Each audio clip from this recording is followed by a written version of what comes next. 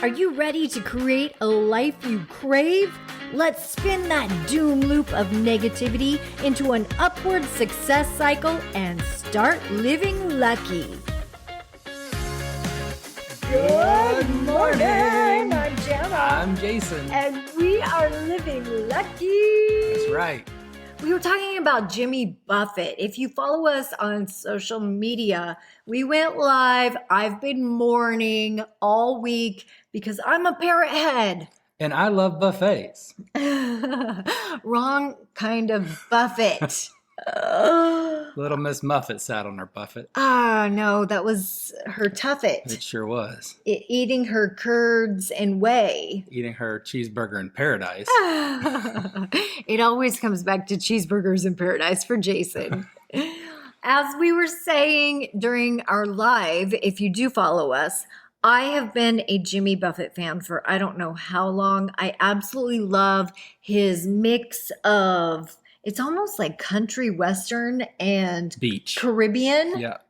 And he kind of somehow made it work together, and he developed his own new style. He kind of fornicated music styles. It's idea sex. He did. He had idea sex with music. It's sound sex. He did. He had sound sex. Make sound sex decisions. Sound sex and style sex. I love to it. come up with his own little genre. I'm just happy that we're talking about Jimmy Buffett's I thought you were going to say sex. sex. And then he kind of paved the way for other people, because I think Kenny Chesney, who was another favorite of Love mine, Kenny Chesney. has kind And of I'm sure built he was his whole influenced- career Oh yeah, Toes in the Sand. off of Jimmy Buffett. And if you have no idea what we're talking about, Jimmy Buffett passed away this week, and he is a Florida boy. Actually, he wasn't born in Florida, but He's a Florida boy. when he became popular was when he moved to Key West. And that's when his music really... And Jason and I were having the argument of what his... Best songs were. Yes. And Jason always comes back to... Cheeseburger in Paradise. which I think is Margaritaville. You know, there are a lot of good songs, but I'm a foodie. And Yeah? Cheeseburger in Paradise really sums up, give me all the good stuff in life. Like, give it all to me. Like, I Yeah. want it all. I want mine with lettuce and tomato, Heinz 57 and French fried potato. A big kosher pickle and a cold draft beer. Well, good God Almighty, which way do I steer? Remember that? Cheeseburger in I feel like- paradise. You got to get it. Yeah, when you said the paradise. I'm not sure you had the tune. I'm though. sure I don't. But you had the energy. When I hear it in my head, I and you hear it had the perfectly. fun. So I'll give that to you. Yeah, I'll give that it's to you. all about the fun. And then, of course, the margarita. Wasted away again in Margaritaville. That is definitely to me, like a 1 o'clock in the afternoon to 5 o'clock song. Oh my gosh. It's like you're hot from the sun and you're kind of melting into a drink that is cooling you off. Right? or you're getting off the boat and you're like, oh, it's just time. And when I thought of that, I thought of all the concerts that we had gone to. We've had margaritas, or all the races that we've done, the 5Ks, the 10Ks, the triathlons. And afterwards, what do we want? We want a margarita. And anyway, my whole point for today's topic is that as we were talking about Jimmy Buffett and Margaritaville, the whole topic led to, I haven't had a margarita in years. And here's my story. I got to the point where I had started to numb out. And after we talked about this on our live, I got a couple DMs asking, why don't you drink anymore? Because we had said on our live, you know what, maybe we'll go have a margarita today in honor of Jimmy Buffett. Like, that just sounds like a lot of fun. And it's not that I have quit drinking forever. Yeah. I just quit drinking for a while. It was a conscious decision because it became a habit. It not only became a habit, it became a way for me to not feel my feelings. Yeah. And people were like, I don't understand. Were you an alcoholic? Maybe. I don't know. It literally became a way for me to avoid feeling something that was bubbling up inside me. I sometimes feel like emotions are like beach balls, and we sometimes, if we don't want to feel them, we kind of suppress them. Yep. And there came a point in my life where they started to bubble up, and I was doing everything in my conscious knowing to avoid them and to not feel them. So that's kind of like I've had a hard day, put a bourbon in my hand or put a scotch in my hand. Yes. And I literally would come home and I'd be like, I need a glass of wine. And it's it's kind of that it's an emotional trigger that you learn at some point, because really alcohol is a depressant, and it is a numbing agent, but what you're looking for with it is comfort, relaxation, those types of qualities. And you've defined that that's what alcohol is giving you. And also, when I would drink alcohol, I felt like it would relax it would almost loosen the inhibitions, and it would allow me to be freer, where I wasn't worried about what other people thought. So I think that's a huge point, because I believe that alcohol gives people the excuse to do the things that their conscious mind says, don't do this, because this is who you are and people aren't going to like you for who it is. But now you've got the alcohol blanket that says, hey, you can blame it on something that's outside of you, but blame it on you. the alcohol. So it's like I was suppressing these emotions that I didn't want to feel. And then there were some times when I was drinking where these feelings and words and actions would come out, and I would say and act in a way, and I would think, oh my gosh, was that really me? It was really me. It just was a side of me that I had been, it's like the dark side of me started coming out. But it's not really the dark side. It just was a loud side that sometimes I had put in a leash for so long. It's like the minister's daughter. Do you know what I'm saying? Like Ariel from Footloose. The minister's daughter, for so long, the minister's daughter can't do anything, can't say a cuss word, can't date, can't dance, can't go to any of the parties. Then she gets a car and she's doing it all. Yeah, and then all of a sudden she goes off to college. She's out of the box. And you're like, oh my God, like she went all the way to the other end of the spectrum. She got her red boots or red heels on and high mini skirt. Yeah. So there's a weird little dynamic there. It's like, whoa, we let it out of the cage. Yeah. Right? Yeah. So anyway, I got a couple DMs like, why did you stop drinking? Well, there was an avoidance there. I didn't want to feel my feelings. And then also, I found that when I was drinking, there was a lot of energy in how I felt. Oh, well, because it's a depressant. And trying to recover.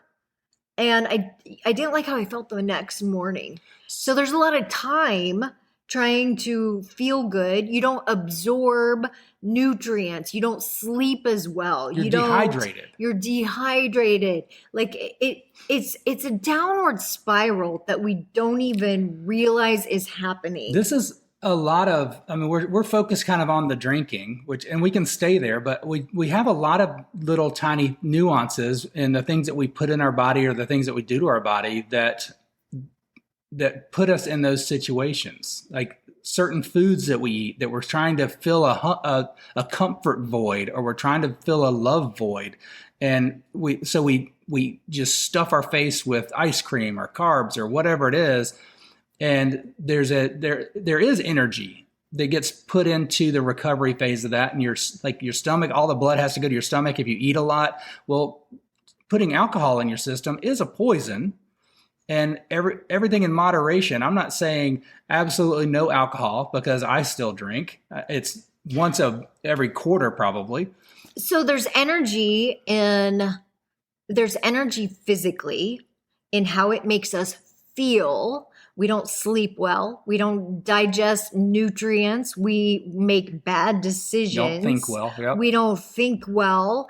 There's a lot that goes into it physically, but then there's a lot that goes into it emotionally. Sometimes there's vulnerability that comes up. I mean, the next morning, have you ever had a vulnerability hangover where you're like, oh my gosh, I revealed way too much about myself? Well, yes. And just how many times have you woken up in the next morning and said, wow, I can't believe I did that last night, or I did that again. I can't believe I knew how tequila made me feel, but I did it again. Fell into the same trap. Yeah. I told myself I wasn't going to do that. I told myself I'd just have one. And next thing you know, I had one drink, which turned into two. And then I was on the roof of the car. And then it's party time. Sticking outside of the sunroof, taking my top off. Oh. And you never know what comes up next, right? Yeah. Who was driving? I don't know. The Uber guy. He was uber professional. And then you feel guilty and shame, and you're literally going to work the next day so going, that's a oh my gosh. That's another lasting effect. Like that's not a short term. That's not even just that morning, but that sticks in your subconscious and your conscious mind even before you make the decision again next time. But then you still fall into that pattern. Yes. And then I also just realized, you know what? I don't want to be dependent on anything. Like, I don't want to feel like the only way that I can be fun is if I have alcohol. Yeah. Or the only way that you can deal with or cope with or process an emotion or a feeling is by numbing out or exposing it to that inebriated state. Yeah, or actually, the only way to feel a feeling is to feel it. Well, you got to feel it to heal it. Right? Yep. Oh, that's such a good saying. Did you just make that up right now? Just rhymed. I like to rhymes because I'm a poet. I'm a rapper. What's the saying? I'm a poet and didn't know it, but my feet show it because they're Longfellows. My feet. I don't think feet was supposed to be in there. My friend used to say that when we were in school, and he would say, I'm a poet because they didn't realize it. And I was like, that doesn't rhyme. That's bad rap. Yeah, that's bad rap. Bad rap. At any rate, so that's why I chose to stop drinking. And then ultimately, I just felt like if I wanted to raise my consciousness and get closer to God and plug into what Napoleon Hill calls the infinite intelligence and experience these synchronicities, these miracles that I now know are available everywhere. Exactly. Yeah. I wanted to be alert and aware, present. Completely present, yeah. And completely in alignment. Alive. Yeah. I just wanted to be alive and just in it at every point. So I can't say that I have quit drinking forever, but I have quit drinking for a while. Or quit making bad choices. We're going to make on a regular basis bad choices, right? I mean, it's just human. We're human. Our thing is that we're extraordinary people, and we're going to make extraordinary choices in the micro moments of life. And it's about having the wherewithal to just be present in the moment and say, all right, is this where I'm heading? Am I heading towards extraordinary with this decision? And it's a yes or a no once you know where you're going. So do I want a healthy lifestyle? Do I want X? Or do I want the other direction? And then you kind of know what those decisions are going to be. And that's a big game changer, but you made a decision was big. I did. I made a decision. Now, we also have a value of having fun. Yes. Big time. All the time. moderation is also a part of that. And I can't say that I will never have a drink ever again, but in that moment, what is fun for me now and what will be fun for me tomorrow morning? Yeah. Ooh. Jimmy Buffett, we love you, son of a sailor. Thank you for all the gifts you've given us. Oh my gosh. What are some and other all songs? the dances. Come Monday. So now my outlook on Mondays is so much different. Really? Because his song was Come Monday, it'll be all right. Come Monday, Oh, yeah. I'll be holding you tight. I spent 4 lonely days in a brown heavy haze. But yeah, you sounded better. Like I know Sheila's listening to this. You back by my side. Finally, he gets a tune right, Sheila. Finally. But so a lot of times you think come Monday, Sunday night you're going, oh my God, it's Monday is right around the corner. But that kind of gives a different take on it. You get to be back with the person that you love or be back with the life you love, if you think about it like that. And this just making that decision, am I heading in the direction I want to go in? Am I making the decisions that keep me on that path, or am I making decisions that lead me away from that path? And if you're making decisions in the right way and you're cognizant and present about it, have that awareness, then come Monday, you're going to be all right. And you're going to be living towards the life that you want to live. Oh, that's so good. You're going to be living lucky. Oh, that's so much better than the one that popped into my mind, which was, why don't we get drunk and screw? All right, we got to go. Screw. I'm just kidding. Love you guys. Thanks for joining us. Check out our website. It's www.livinglucky.com. Have a great day. Bye-bye. If the idea of living lucky appeals to you, visit us at startlivinglucky.com.